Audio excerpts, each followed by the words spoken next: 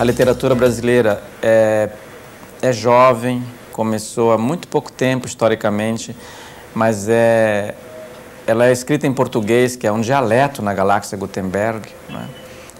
Mas ela é a única literatura do mundo que nos exprime.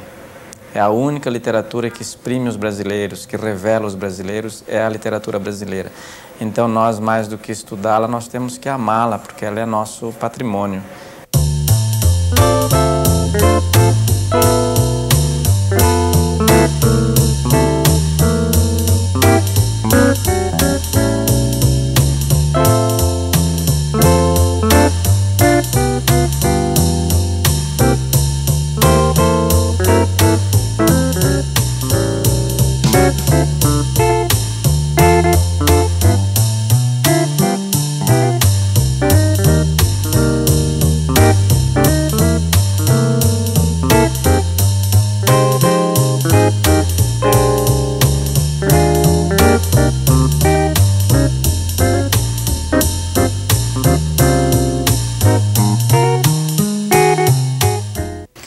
A coisa mais antiga que eu lembro da minha infância é o meu pai comigo sobre o pescoço dele e eu via ao longe umas lagoinhas verdes que eu achava muito bonitas. Era em Siderópolis, Santa Catarina.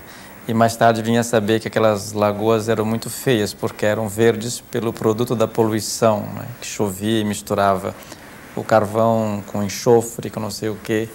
Mas na minha infância aquela poluição era lindíssima.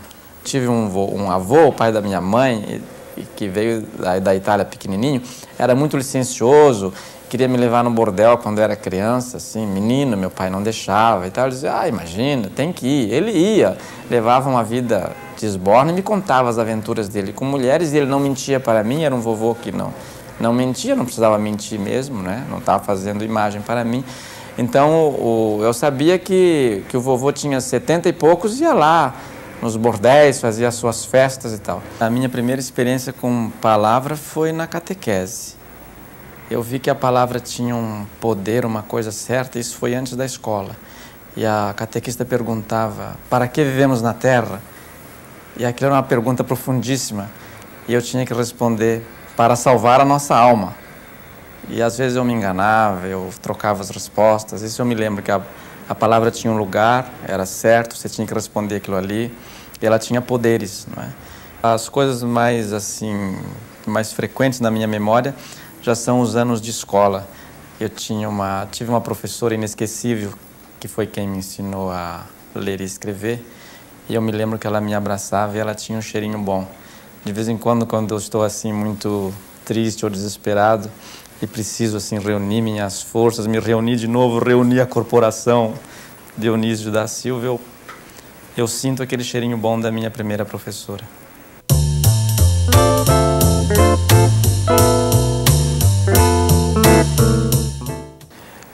Eu acho que um autor é a pessoa menos indicada para saber quem o influenciou, né?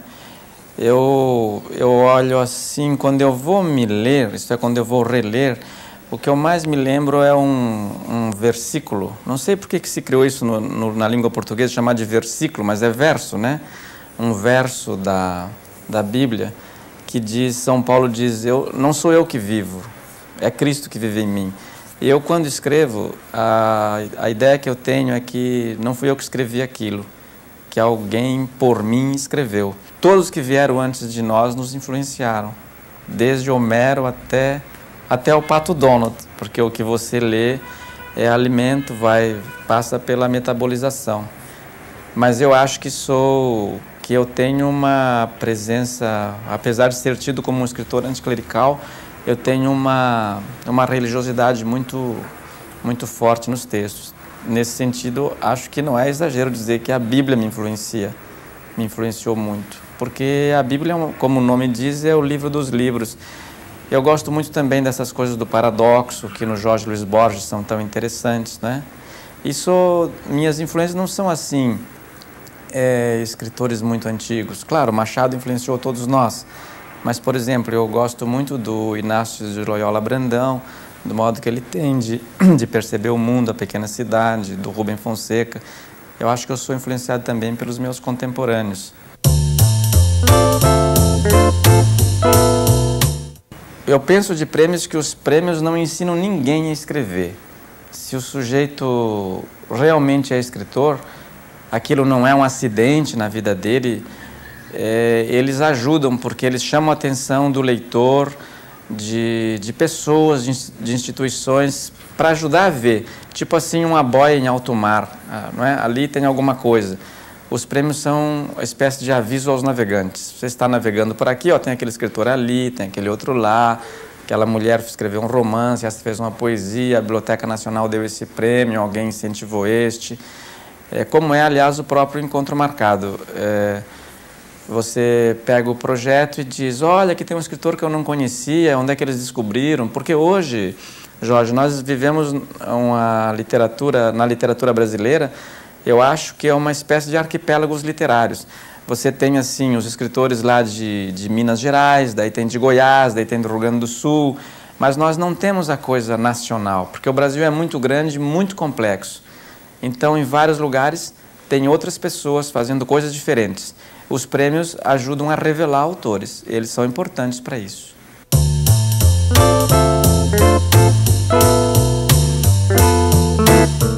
Eu estava no segundo ano do curso de letras, quando eu vi um romance numa livraria, ia passando na livraria, na rua 15 de novembro, em Curitiba, era uma livraria que gostava muito de frequentar, ainda hoje vou lá, que é a livraria Guignone. Entrei e vi um livro na vitrine e achei interessante o título, O Caso Morel, que era do Rubem Fonseca, né? O primeiro romance do Rubem Fonseca. Eu nunca tinha lido nada dele, peguei aquele livro pelo título, O Caso Morel, comecei a ler, gostei muito do livro e propus a meu professor, olha, está todo mundo fazendo trabalho sobre clássicos, né?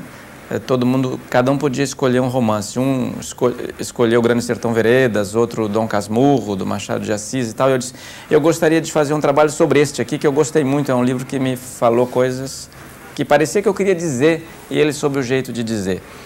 E o Rubem não era muito conhecido, isso era 73, eu acho. Daí eu fiz o trabalho sobre esse livro, o professor gostou muito e disse, manda para o autor